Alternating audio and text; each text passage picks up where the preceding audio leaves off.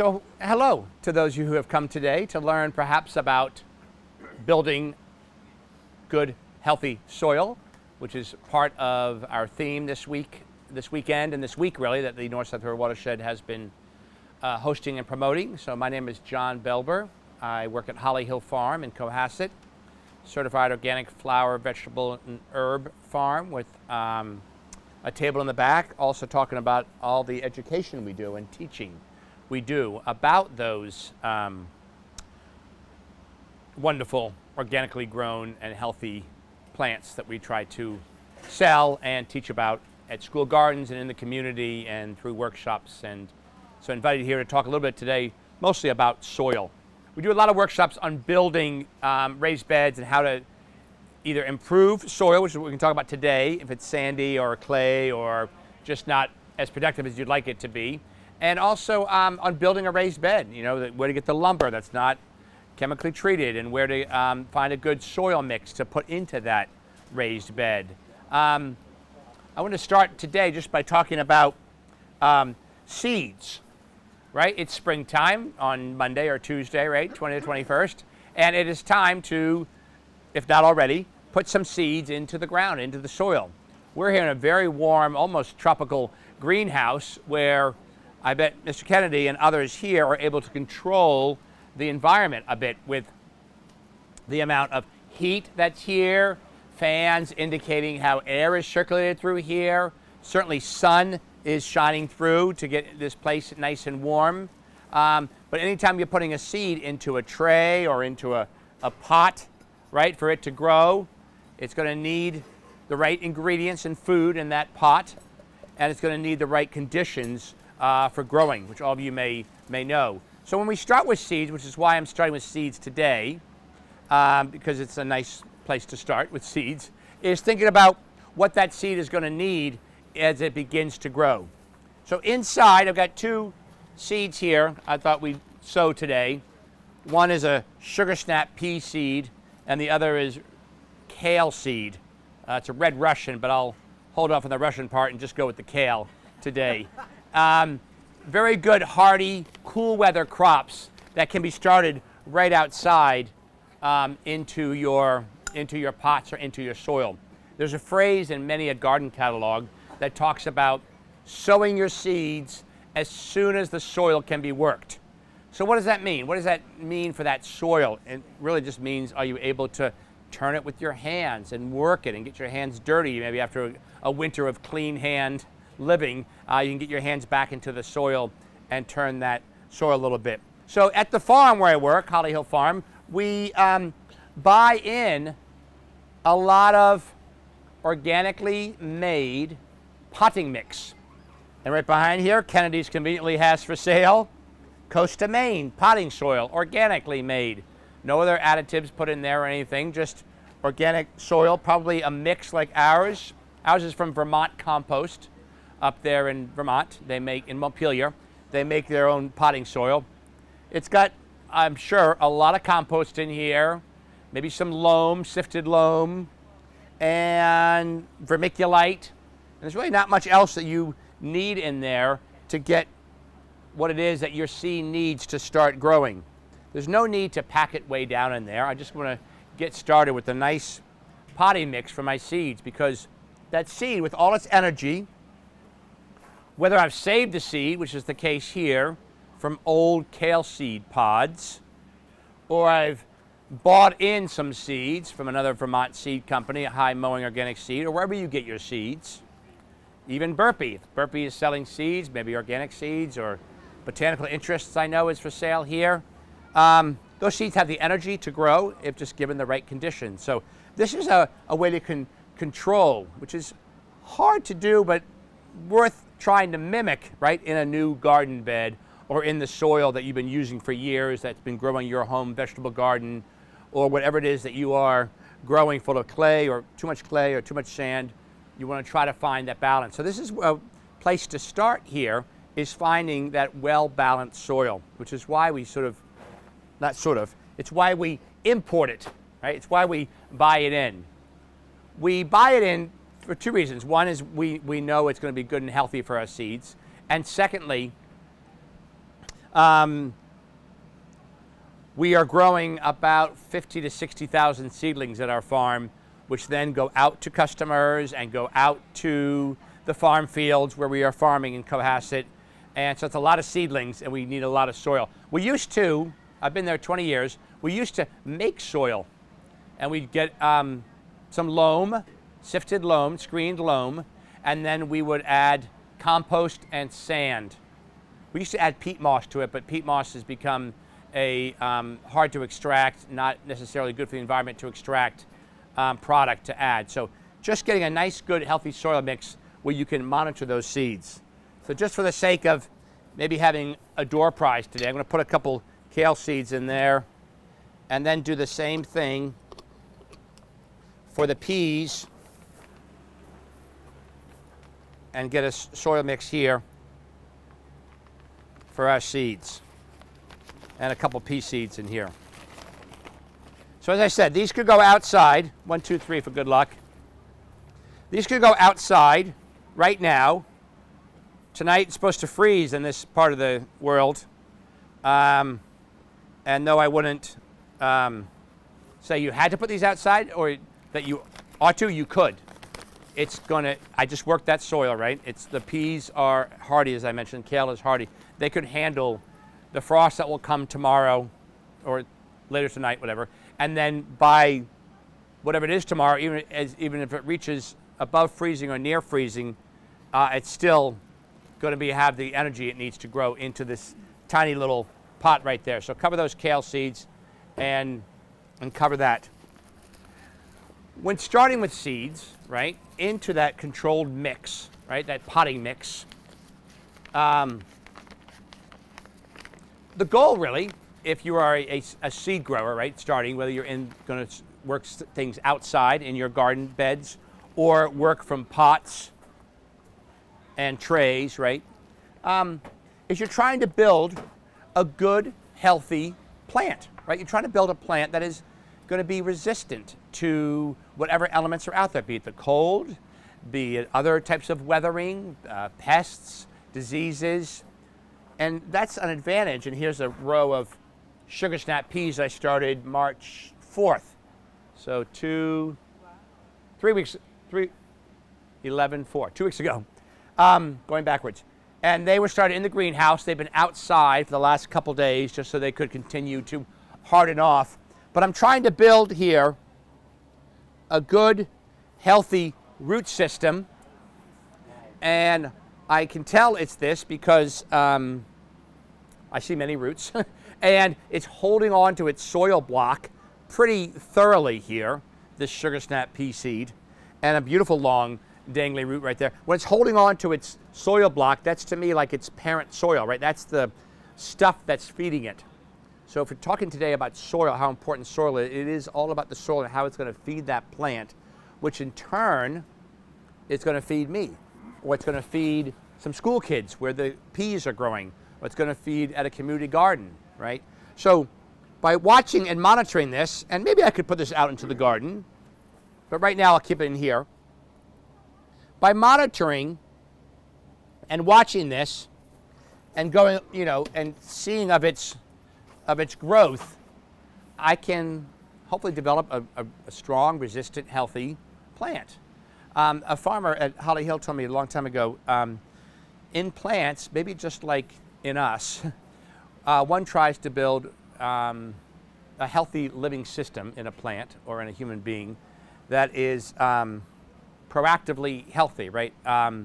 Before illnesses or other things might arrive, if we can be strong and healthy in terms of the food we're intaking, and I'm not a nutritionist, but if I know that if I eat a lot of Doritos, that's not going to give me the health benefits, that I need to ward off and be healthy amongst other living things. And we've found that perfectly clear lately with our use of and our exchange of breath and diseases and the pandemic that's been causing such trauma and tragedy. So how to build a good, healthy plant is going to depend on how and where that plant is growing. So before any seedlings go out into the environment, out into our garden beds or into our open fields, wherever you are, you're going to need to try to make sure that plant is good and ready for continued growing and good, healthy resistance to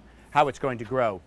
So whatever it is we start in the greenhouse, we are working with a good, solid start and then be able to take that out into the environment. Now, how to mimic and mirror this potting soil that I'm cavelling over here. How do we get that into our garden beds where there might be some clay in there or the soil is sandy?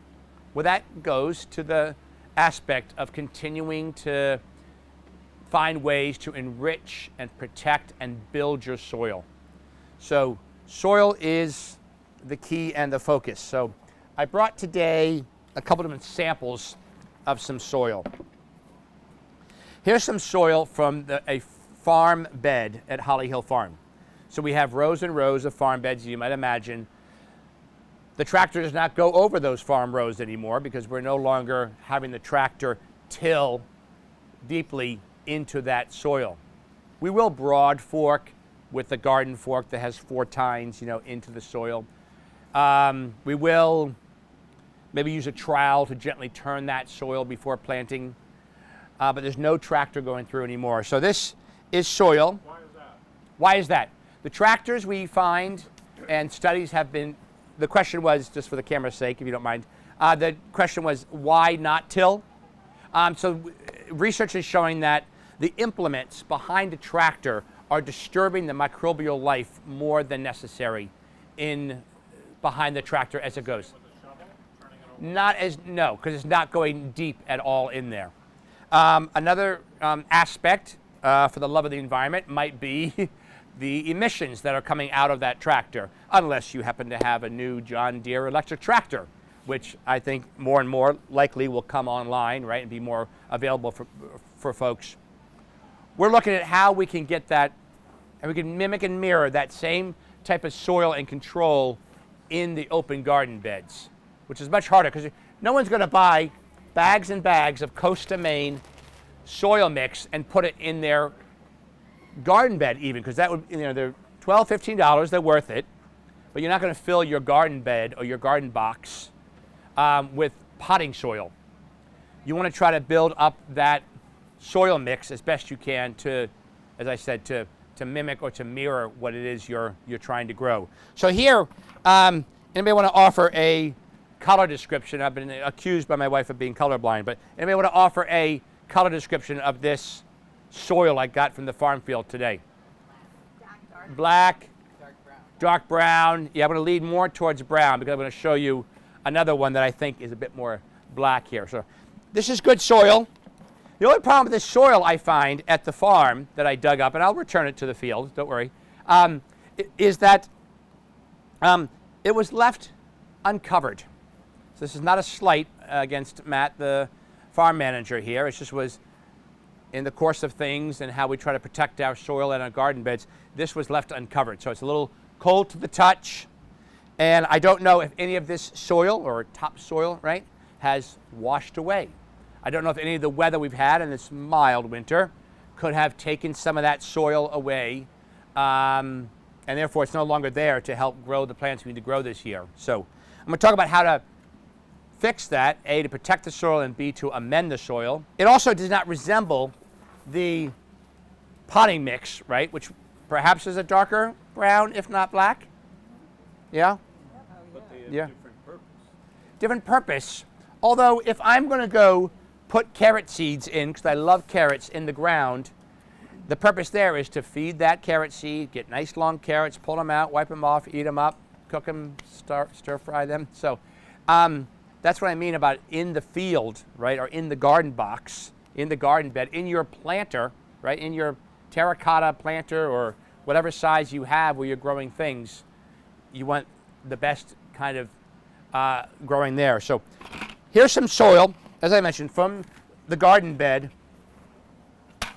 It really could have used a whole bunch of leaves.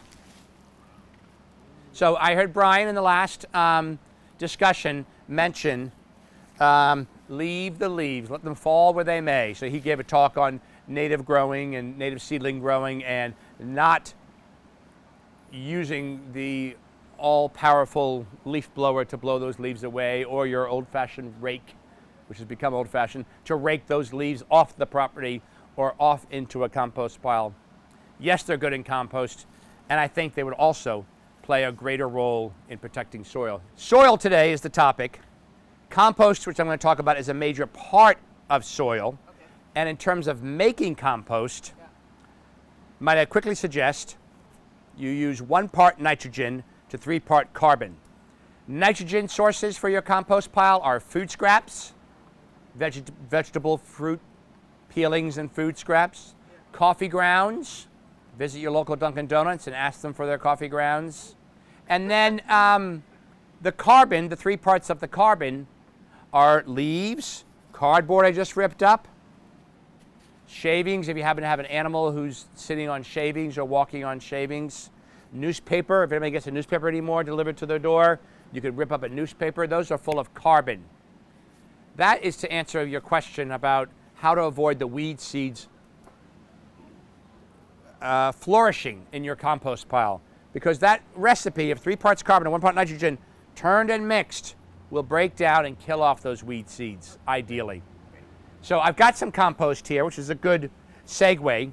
But before I finish with the leaves, we tried our darndest this fall to put as many leaves, and we raked some up, and we also asked the local landscape companies who were clearing it from people's yards to bring some leaves to our farm, like this, and we put those on the brown soil in our fields, on the nice soil that fed our plants last year. So those leaves serve a couple different purposes. Protect the soil, hold it in place so it's there for us come spring or come whenever it is we're planting. Move those leaves aside.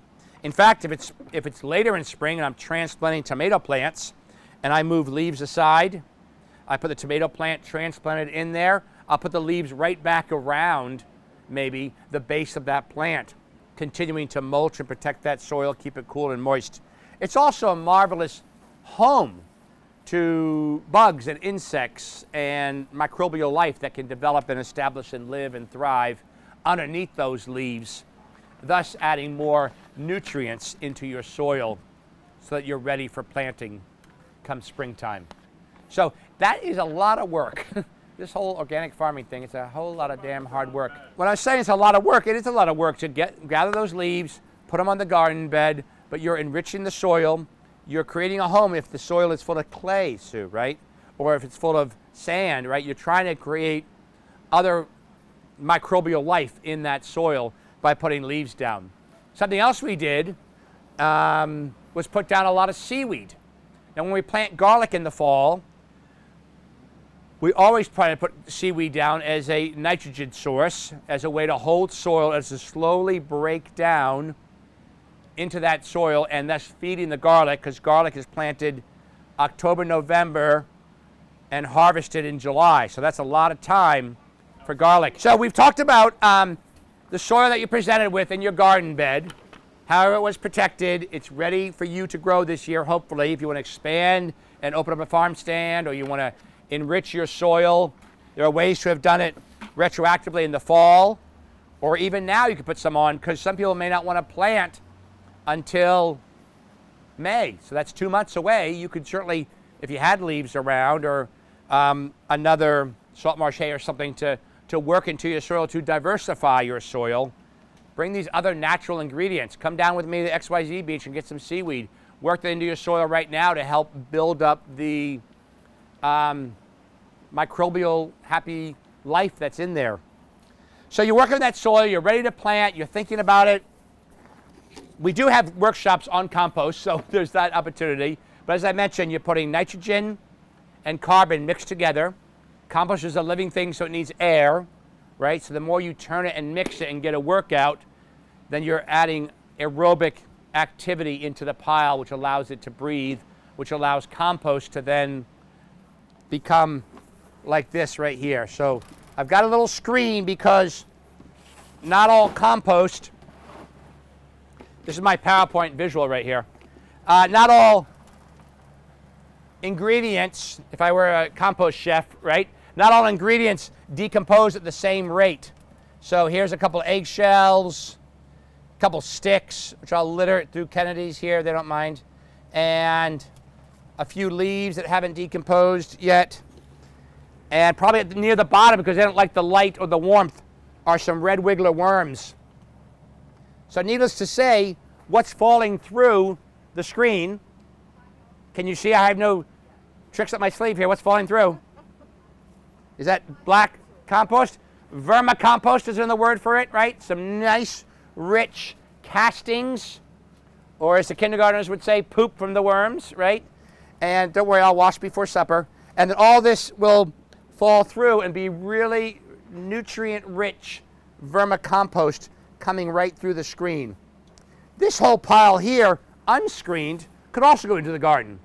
It's just going to have a bit more clumpier products, right, in your garden mix. But if you're dealing with a lot of clay or a lot of sand and you want to try to change that existence, I mean, soil's made up of 4 parts, right? Sand, silt, clay, and humus. Humus is a fancy word for compost. Nothing to do with baba ganoush or chips and dip, right? Humus is the living thing that is the compost, that is rich organic matter. And another thing I didn't say at the beginning, but it's certainly worth mentioning now, is that look to see what's happening at your local forest. Go for a nice guided walk, watch your step for the mud and the roots. But what is the forest doing? Is the forest dropping leaves every year? Yes. Is someone coming through and leaf blowing in the woods? I hope not. Are those leaves decomposing? Are the logs slowly decomposing at a different rate? Are seeds able to grow in the woods? Yes. Does Miss Rumphius go and put the seeds there? Unlikely. She's too busy in Maine sowing lupines. Lupins. So in the woods, seeds are being blown in there. There's free water in the source of rain. And leaves are serving as that nice habitat right there. So there's a lot to be learned by seeing the competition and such in the woods. So the compost here, this is on a small scale. Piece of plastic is no good. And as I mentioned, we've got lots and lots of compost we make at the farm. This is just a small sample. And that rich material can go right into your garden bed or into your, it's not perfectly sifted. I mean, this is a very fine sifter here. But some eggshells might fall through. The red wiggler worms might fall through. Bits of stick or avocado peel might fall through that haven't fully decomposed yet. But this is going to add a lot of nutrients right into your garden bed. Because at Holly Hill, where we're growing native seedlings, we have perennials that need amending every year, and we have a lot of stuff, as I said, that we start by seed. Primarily, maybe 75% of what we grow is food. So we're concerned, obviously, we go through the trouble of being a certified organic farm, which really means writing down and keeping records of all your inputs into the soil, be it compost or other amendments, rock dust or other things that you're adding, as well as sourcing all our seeds that are organically sourced seeds from seed companies or ones that we've saved. So we're concerned about trying to grow healthy food that is going to feed people. So I will not read all of this book to you right here, but here's one that just came out, What Your Food Ate. So I liken ourselves, right, as human beings, as living creatures, and there's a phrase, right, you are what you eat, but we are growing and we are needing food to grow, and plants are growing and they need food. So one little quote here is, in the beginning, just what is soil health? The U.S. Department of Agriculture, USDA, which has its own difficulties, right, defines it as a continued capacity of soil to function as a vital living ecosystem that sustains plants, animals, and humans. So this soil that we're trying to work on and grow here is in need of the best amending and care that we can give it, and adding in nutrients where possible, not disturbing its microbial life that's in there, and enriching it as much as we can. Another scientific factual information here is my friend Janice gave me a soil report from the farm, which talks about the results of our soil test that we sent off. This is a couple of years ago, 2021. Listing, the amount of calcium, magnesium, potassium, etc. in our soil test. I welcome you to all, if you want. It's about $15 to $20 to send off a soil sample to see what amendments are in your soil, what ingredients are in your soil, because then when you look at a box of oats or a bag of carrots, it lists the ingredients in that product. So for carrots here, carrots from California, I think. Yep, Bakersfield. Potassium and iron, how much of those 2% are in a carrot, right, or in your average carrot? The carrot was in the ground, taking in that magnesium or taking in that iron, which is then in turn going to feed you. So, I think I mentioned, I love Doritos. Addicted to them. They're fantastic. They're not the healthiest food I've ever had, and they're not going to sustain me, right? I know, with my mother's voice here, about a healthy table, healthy plate, right? Michelle Obama talked about the rainbow on your plate. So many people have talked about food pyramids and such that are going to keep us healthy. What's going to keep these plants healthy? And I said at the beginning, right, you try to get a nice, well-rounded potting soil that's going to feed that seed and give it the equivalent of a mother's milk or breast milk, right, to that seed as it begins to develop its roots and sprouts and leaves and things. You want to try to mirror and mimic that as best you can when it comes into the time of transplanting or directly sowing seeds into your garden beds. So different samples, make compost when you can, add that, see what amendments you can put onto your soil at any time, be it organic matter, right? And then don't forget to water. I guess I have one more thing to make before some questions, which is this opportunity here to grow grass on people's lawns. So grass is lovely to look out on. My brother and I used to play frisbee and chase our dog on the grass. It's fantastic. It looks lovely. I had a little push mower, chick, chick, chick, chick, chick, chick, chick, chick, chick, no gas. My Saturday chore for $5 was to mow the grass. It's great. Thinking about soil, what is that grass doing in that soil? Is it providing a rich, diverse life in that soil? Not necessarily. It's sort of holding and binding up the soil and not letting it be aerated or turned gently, not having a rich microbial life down under that grass. So these plants and these root systems, whether you grow natives or fruits or vegetables or flowers or have perennials that are coming back every year, they need room to breathe and to spread out, like I showed you with that little pea seedling, right? It needs room to spread out there. So I guess that's why I would encourage your wonderful vegetable, flower, and herb growing that you're doing, maybe next to or nearby the grass, so it can let that soil and the rich life in there continue to thrive. So thank you. Support the vendors and exhibitors who are here. Thanks for filming, and thanks for coming today.